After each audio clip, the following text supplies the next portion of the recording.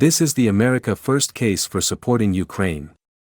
As Ukraine begins its spring counteroffensive, a 60% majority of Republicans say we should stand with Ukraine until Russia is defeated, according to a Harvard Capps-Harris poll conducted in March.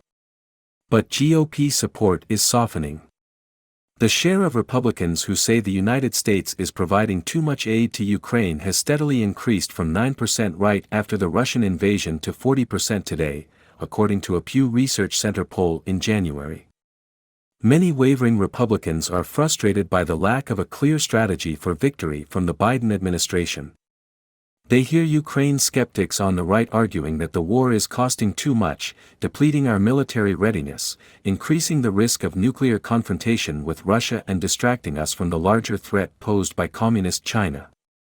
Some are beginning to ask whether U.S. support for Ukraine is really in the nation's interest. It's a fair question.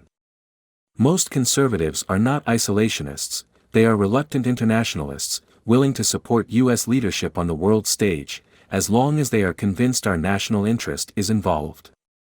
Altruistic arguments of solidarity with the Ukrainian people are not enough, they demand an America First case for supporting Ukraine. Here it is, in 10 clear points. 1. Russian victory would embolden our enemies. Ask yourself, did President Biden's humiliating withdrawal from Afghanistan embolden Russian President Vladimir Putin to invade Ukraine? Of course it did. And Putin watched Biden's subsequent capitulation on the Nord Stream 2 natural gas pipeline, and his reluctance to send Ukraine lethal military aid as Russia massed troops on Ukraine's border. The Russian leader concluded that Biden was weak. Now, imagine if Biden had followed the advice of those on the right who oppose aid and had refused to arm Ukraine. Putin would have taken Kyiv.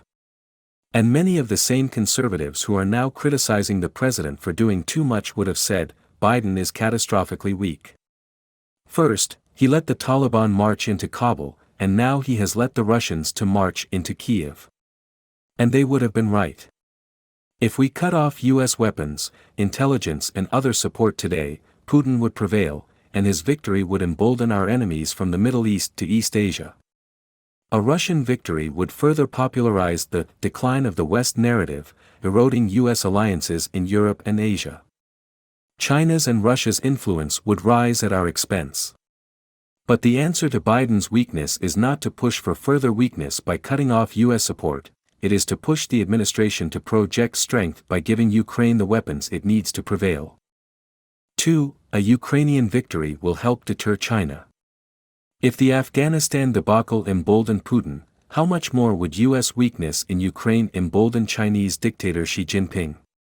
The risk of war over Taiwan would skyrocket. And, unlike the war in Ukraine, it could very well involve U.S. troops. Think of Xi's calculation. If the United States won't stand fast for Ukraine, an internationally recognized sovereign state, how likely is a stalwart defense of Taiwan, which is not? And if the United States is not willing to spend money to defend Ukraine, is it really going to risk American lives to defend Taiwan? Failure to save Ukraine would decimate our credibility in defense of Taiwan, thus making war more likely.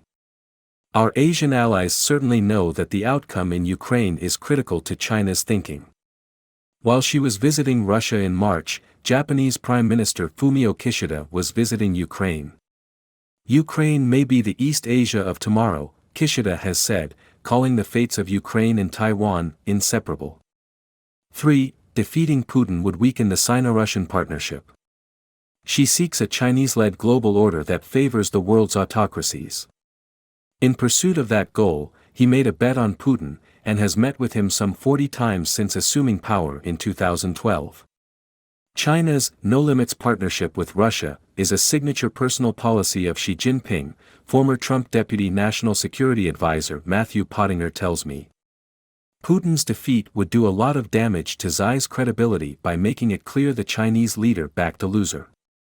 Defeating Putin in Ukraine would strike a blow to the very heart of the emerging Sino-Russian alliance, and restore the United States' reputation for strength and reliability.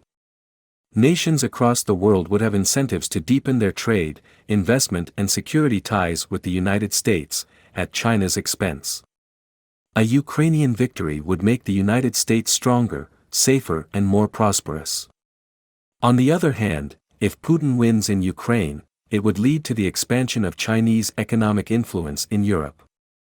Skeptical of U.S. strength, Europeans would likely return to doing business with Russia. The same doubts would drive our Asian allies to accelerate their own trade and investment with China. The United States would be weaker, less prosperous, and less secure. 4. Support for Ukraine will restore the Reagan Doctrine. For most of the past 2 decades, U.S. foreign policy has followed the Bush Doctrine. After the terrorist attacks of September 11, 2001, we would not wait to be struck again. We would fight terrorists abroad so we did not have to face them here at home. The doctrine helped prevent catastrophic attacks in the United States, but, eventually, the constant combat footing exhausted America's will to sacrifice the lives of U.S. troops. Sensing the exhaustion, Presidents Barack Obama and Donald Trump, both skeptics of the Bush Doctrine, reduced the United States military footprint abroad. Ronald Reagan was in a similar position when he was elected president in 1980. The Vietnam War had soured Americans on sending U.S. troops to fight in distant lands. So Reagan found anti-communist partners willing to fight our common enemies. They needed U.S. weapons, training and intelligence, as well as financial, diplomatic and humanitarian support. By providing assistance, Reagan helped freedom fighters from Central America to South Asia throw off the grip of an expansionist Russia, and won the Cold War.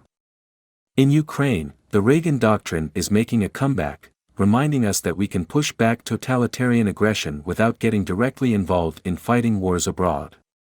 Unfortunately, Joe Biden is no Ronald Reagan. He is only giving the Ukrainians enough weapons to stop Russia from winning, but not enough to help them drive the Russians out of their country in the same way Reagan helped drive the Soviet Union out of Afghanistan.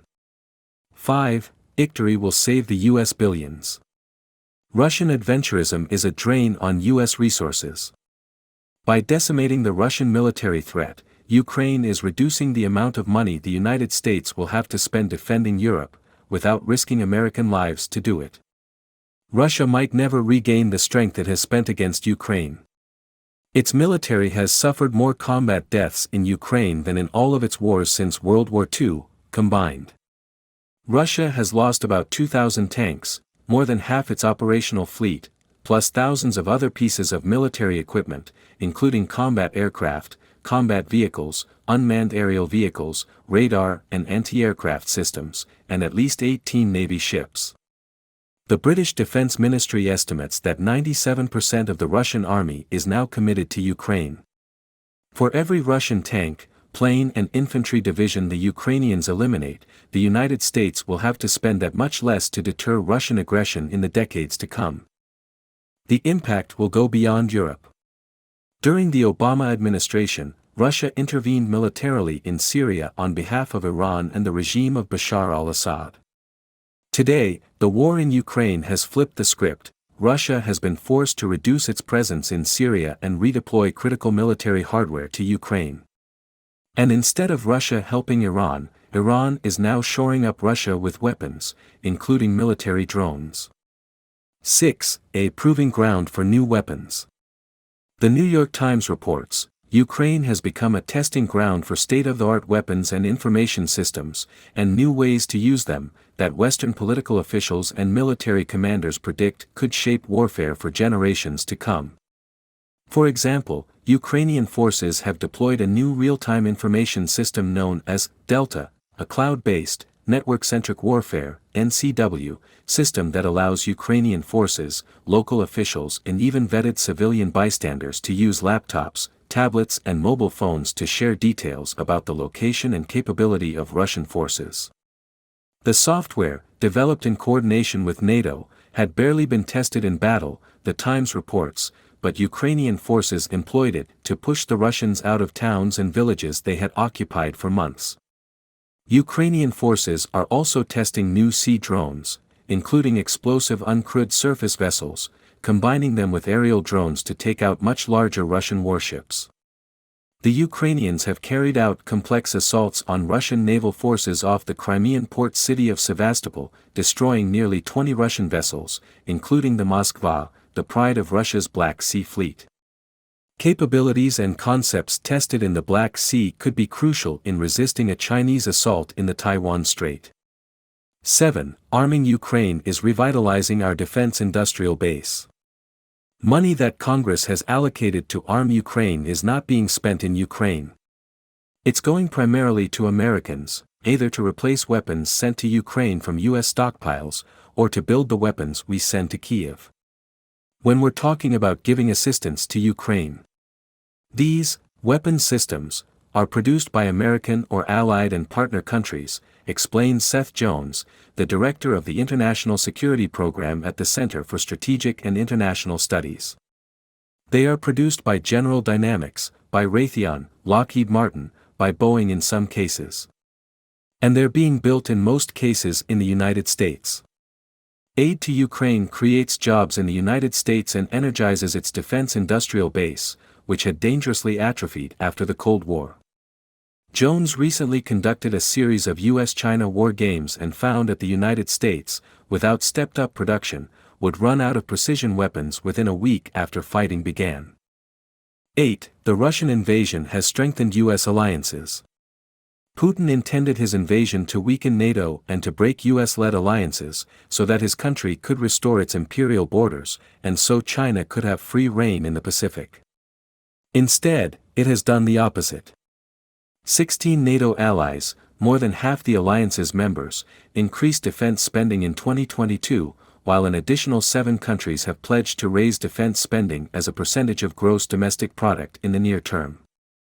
Indeed, as a percentage of GDP, the United States is tied for 9th in spending on Ukraine, behind Latvia, Estonia, Lithuania, Norway, Poland, the Netherlands, Czech Republic and Britain. Bulgaria and Finland each contribute nearly the same percentage of GDP as the United States. Even Germany is beginning to step up. Despite being the wealthiest country in Europe, Germany was spending only about 1.4% of its GDP on defense, but after the Russian invasion, Berlin announced more than $100 billion to modernize its military, which, if implemented, would represent the largest absolute jump in German military spending since World War II, the New York Times reports. Germany has also contributed more than $8 billion for Ukraine, with another $3 billion promised.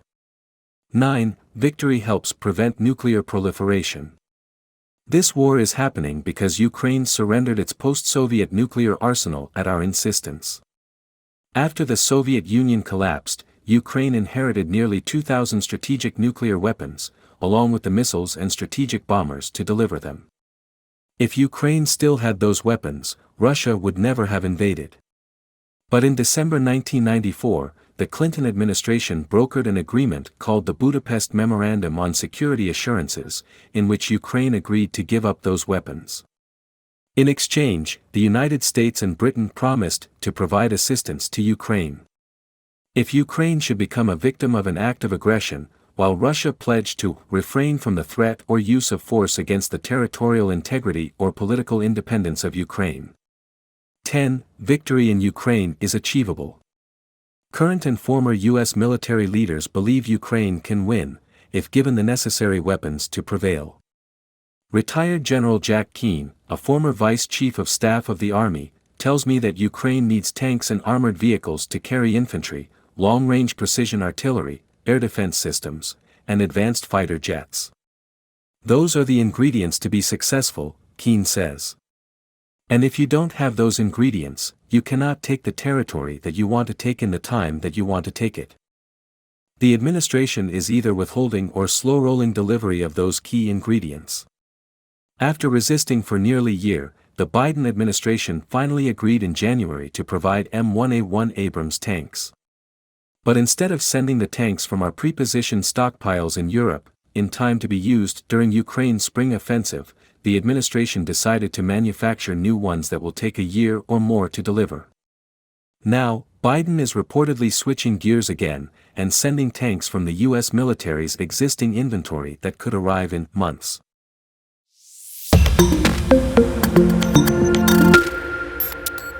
This is the America First case for supporting Ukraine.